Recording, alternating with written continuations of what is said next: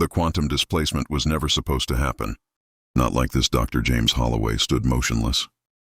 His reflection fragmented across the laboratory's titanium glass surfaces surrounding him were the remnants of what had been humanity's most ambitious interstellar transportation experiment, Project Quantum Leap. Massive electromagnetic coils, each the size of a city bus, hung with residual energy, their intricate copper windings casting complex shadows across sterile white floors. What had begun as a theoretical exploration of quantum entanglement and dimensional translation had transformed into something far more extraordinary and dangerous in less than 72 hours.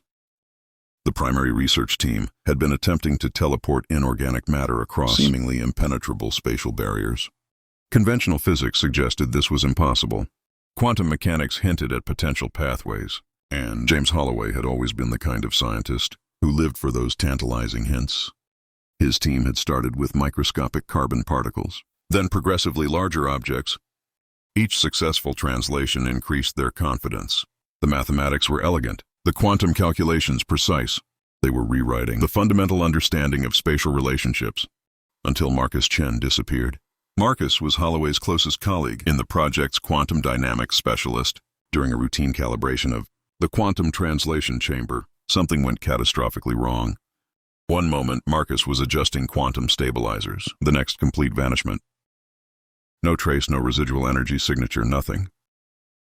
The scientific community would later describe it as the most significant unexplained phenomenon of the decade. But for James Holloway, it was personal. Marcus wasn't just a brilliant scientist. He was a friend, a brother in arms, in their relentless pursuit of understanding the universe's deepest mysteries.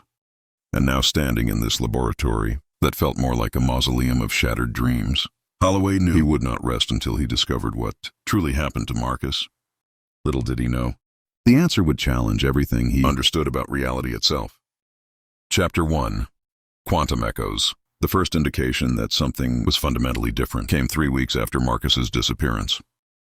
Preliminary data, streams from the quantum translation array, began showing anomalous readings. Impossible mathematical sequences, quantum fluctuations that defied all known physical laws.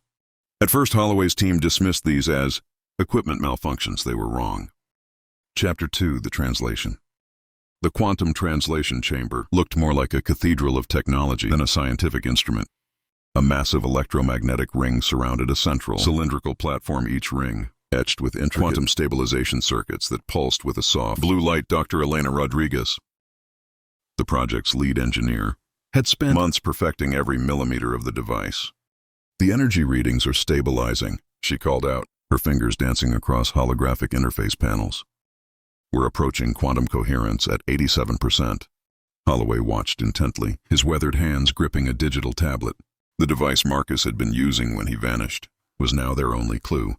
Months of forensic analysis had revealed microscopic quantum signatures, fragments of data that suggested Marcus hadn't simply disappeared, but had been translated somewhere. "Initiate quantum resonance sequence." Holloway commanded. The laboratory trembled, not with sound, but with a vibration that seemed to exist beyond normal physical perception. The electromagnetic rings began to rotate, creating a complex geometric pattern that defied conventional understanding of space. In motion. Something was happening at precisely 2:47 a.m. on a night when the atmospheric conditions were eerily perfect. The quantum translation chamber did something it had never done before. It activated itself. The central platform erupted in a cascade of quantum energy, a mixture of brilliant blue and deep purple light that seemed to bend and twist reality itself. Electronics throughout the facility flickered, backup systems engaged automatically, and in the center of this quantum maelstrom, a form began to materialize. It wasn't Marcus. The figure that emerged was tall, lean, with skin that seemed to shimmer between solid and translucent. Dressed in what appeared to be a form-fitting exosuit made of materials unknown to human science, the being looked both alien and strangely familiar. Elena was the first to break the stunned silence. "Drive, Holloway, that's not human." The being's eyes, if they could be called eyes, were pools of swirling quantum information. They moved not with the typical biological movement, but with a fluid grace that suggested perception worked differently. "Here I am, Zara." The being spoke not through sound, but directly into their minds. "And I've been searching for you." Holloway's scientific mind raced. First contact, interdimensional communication. The implications were staggering. Searching for me, he managed to ask, his voice barely a whisper. Zaranek's form shifted, quantum particles rearranging like a living hologram. Your colleague Marcus Chen.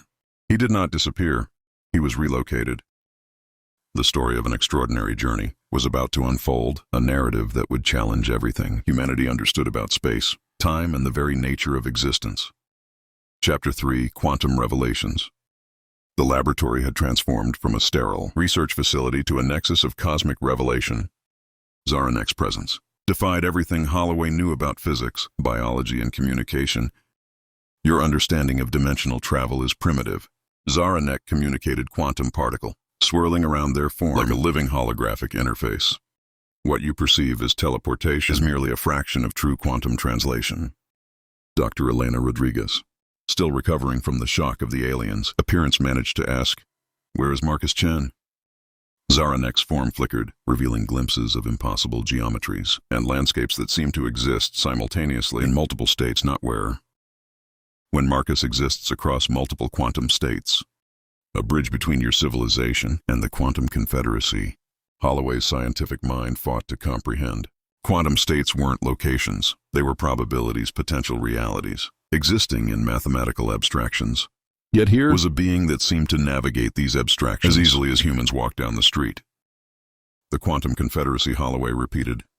Is that your civilization, a complex emotion, something between amusement and profound sadness, rippled through Zaranek's quantum structure. Civilization has too limited a term. We are a collective consciousness that spans multiple dimensional planes. Your colleague Marcus didn't just travel between locations. He became a conduit, a living translation mechanism between realities. As they spoke, the quantum translation chamber continued to pulse with energy. Holographic displays around the laboratory began, showing complex mathematical equations, star charts of unknown constellations, and biological diagrams that resembled nothing from Earth's scientific archives. Elena noticed something peculiar. The equations weren't just displaying, they were evolving, changing in real time, solving themselves in ways that suggested a form of living mathematics. We have been observing your species, Zaranek continued. Your technological development is promising, but also dangerous. The quantum threshold you're approaching could either elevate your civilization or destroy it completely. Holloway felt a chill. This wasn't just a scientific encounter. It was a judgment. Chapter 4. The quantum bridge. Marcus Chen's transformation was more complex than anyone could have imagined. Fragments of memory surfaced in the laboratory's quantum field, glimpses of Marcus's consciousness scattered across multiple realities. One moment, he was a researcher in the translation chamber. The next, he existed as pure information, a living bridge between dimensional planes. Zaranek explained that some humans possessed a rare quantum potential, a genetic predisposition that allowed their consciousness to exist beyond traditional biological constraints. Marcus was one such individual. He is not lost, Zaranek assured them. He is everywhere and everyone. The quantum confederacy, as Zaranek described it, was less a civilization and more a dynamic network of consciousness. Imagine a living mathematical structure where thought, energy, and potential were interchangeable currencies. Their mission was preservation, not of territorial resources, but of quantum potential itself. Civilizations that developed quantum translation technology represented critical nexus points in the cosmic evolutionary process. Earth was currently at a pivotal moment. The story would culminate in a massive confrontation where Dr. Holloway, guided by Zaranek, in fragments of Marcus's consciousness, must make a critical decision that will determine humanity's quantum potential and future dimensional access. Chapter 5: Quantum Convergence. The laboratory became a nexus of impossible possibilities as Zaranek's quantum form began to stabilize, revealing more humanoid characteristics. Holographic interfaces danced with complex mathematical equations that seemed to breathe with living intelligence. Your species stands at a critical threshold, Zaranek communicated, the quantum particles around them forming intricate patterns. The quantum translation technology you've developed as both a key and a potential weapon. Dr. Holloway leaned forward, his scientific curiosity overriding his initial fear. What do you mean by weapon? The alien's response was a cascade of visual memories, glimpses of civilizations that had destroyed themselves through quantum misunderstandings. Entire dimensional planes collapsed, realities erased, consciousness fragmented beyond recovery. Marcus Chen's fragmented consciousness began to coalesce, not physically but as a quantum presence that flickered between the laboratory's instruments and Zaranek's translucent form. The bridge Marcus's voice echoed, part scientific precision, part cosmic whisper must be maintained. Chapter 6. The Quantum Crucible. Humanity's first true interdimensional challenge wasn't about conquest or communication. It was about survival, not just of a single species, but of the quantum fabric that connected multiple realities. Zaranek revealed the true nature of their visit. A quantum anomaly was approaching, a dimensional storm that could potentially unravel multiple reality streams. Earth's nascent quantum technology was both a potential solution and a catastrophic risk. You must create a quantum stabilization matrix, Zaranek explained using the translation chamber, but modified with principles beyond your current understanding. The next 72 hours would determine everything. Chapter 7. Dimensional Convergence.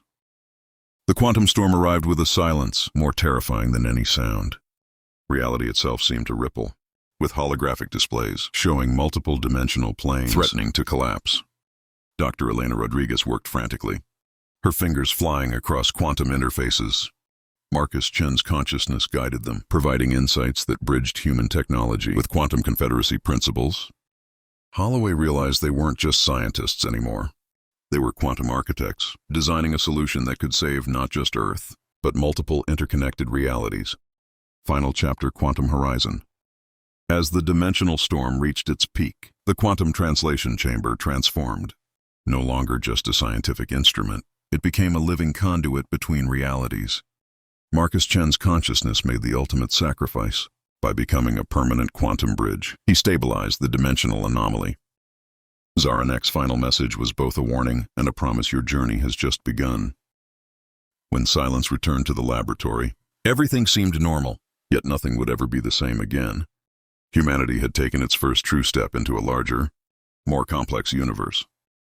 Epilogue. Months later, Dr. Holloway would look at the quantum translation chamber, now dormant, but forever changed. A single quantum particle would occasionally dance across its surface, a reminder of the extraordinary journey. Marcus Chen was gone but not lost. Somewhere across multiple realities, he continued to exist, a bridge between what was known and what was possible.